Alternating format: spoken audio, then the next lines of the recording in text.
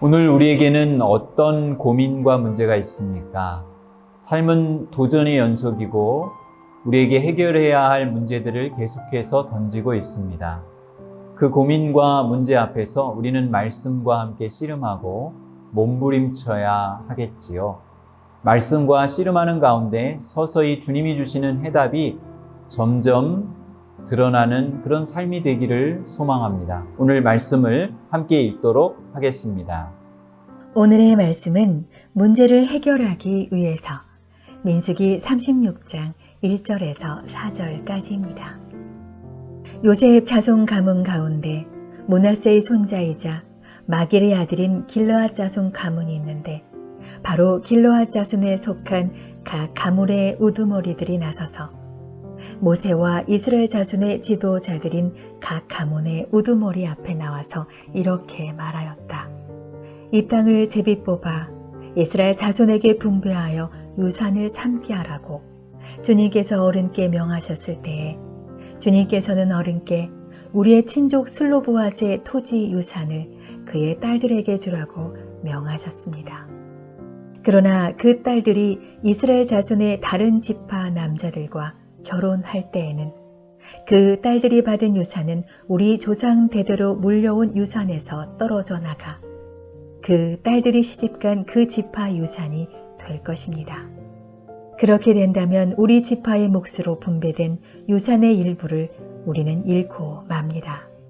이스라엘 자손이 누리는 희년이 되어도 그 딸들이 물려받은 유산은 그 딸들의 시집 지파의 유산에 합쳐질 것이므로 결국 우리는 조상 대대로 물려받은 지파 유산에서 그만큼 유산을 잃는 것입니다. 오늘 성경을 보면서 하나님이 통치하시는 하나님의 나라는 약육강식의 논리가 이끄지 않고 평화와 공존의 원리가 작동하고 있음을 보게 됩니다. 오늘 성경의 사건을 배경으로 하는 고대 사회는 약육강식의 논리가 상식이고 지배 원리였던 그런 시대였습니다. 강한 자가 약한 자를 제압하고 노예로 삼고 또 강한 나라와 부족이 약한 부족이나 나라들을 정복하고 지배하고 노예로 삼던 그런 시대입니다. 이런 약육강식의 논리대로라면 이스라엘 백성들은 가나안 땅에 들어가 지파별로 땅을 분배하는 일이 옳지 않았을 것입니다. 강한 지파가 약한 지파를 종속시키거나 노예로 삼을 수도 있고요. 또 모든 땅을 가장 강한 지파가 더 많이 소유하는 그런 일이 생겼을 것입니다. 그런데 하나님은 각 지파별로 가나안 땅을 골고루 공평하게 분배하십니다. 그리고 각 지파가 분배받은 땅에 대한 고유한 소유권을 인정해 주십니다. 약육강식의 논리에 따르면 고유한 소유권이라는 것은 없습니다. 힘이 없어지면 언제든지 빼앗길 수밖에 없고 강한 자가 다 소유해야만 할 수밖에 없는 그런 시대였습니다.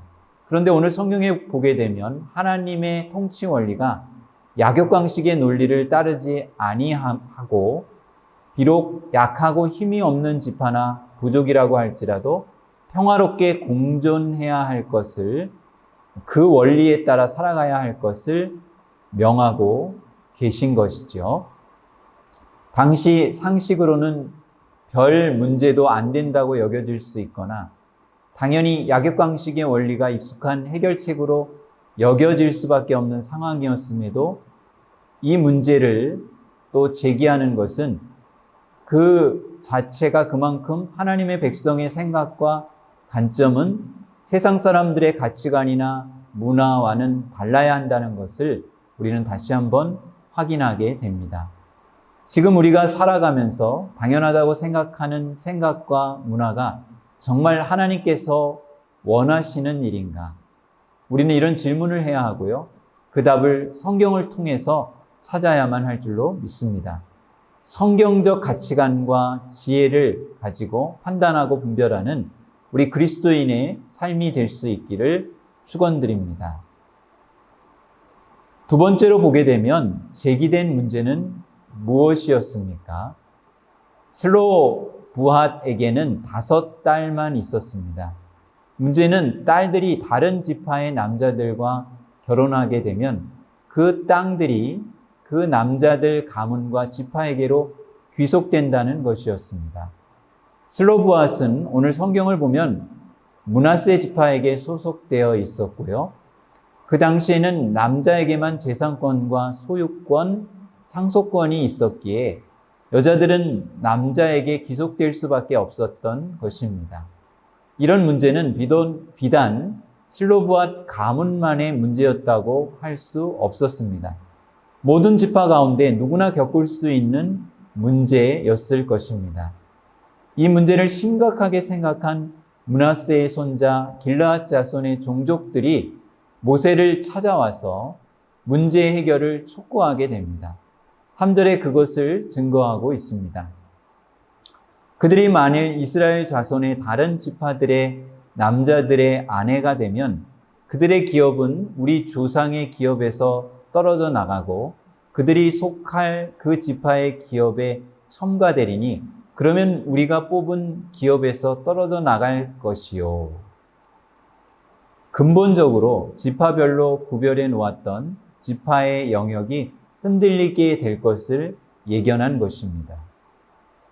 한 개인 가정의 결혼이나 또 상속의 문제로 여겨질 수도 있었을 것입니다. 그러나 오늘 성경이 말씀하고 있는 것은 우리가 살아가는 삶 속의 모든 문제 속에 보다 하나님이 기뻐하시고 하나님의 뜻을 이룰 수 있는 중요한 선택과 분별의 문제가 있음을 말씀하고 있는 것입니다.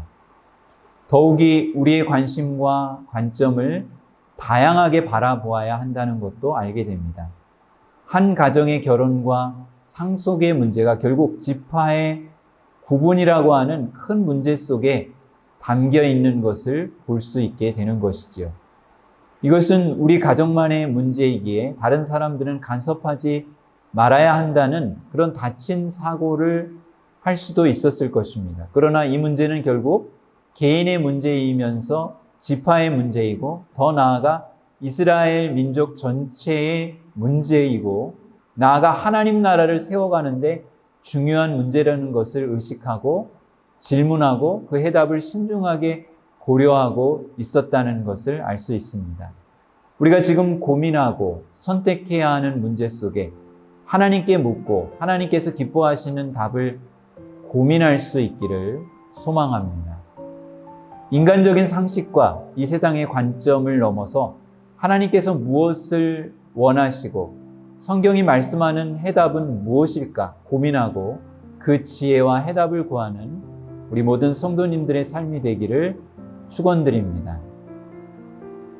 우리 이 시간 함께 기도하도록 하겠습니다. 우리가 세상의 상식과 가치관으로 살아갈 때가 많습니다. 그러나 성령께서 주시는 지혜와 말씀 가운데 때로는 고민하고 씨름하게 하여 주옵소서. 더 큰 하나님의 원리와 가치와 목적을 바라보게 하시고 날마다 우리 삶 속에서 그 뜻을 선택하며 결정하게 하옵소서. 예수 그리스도의 이름으로 기도하옵나이다. 아멘.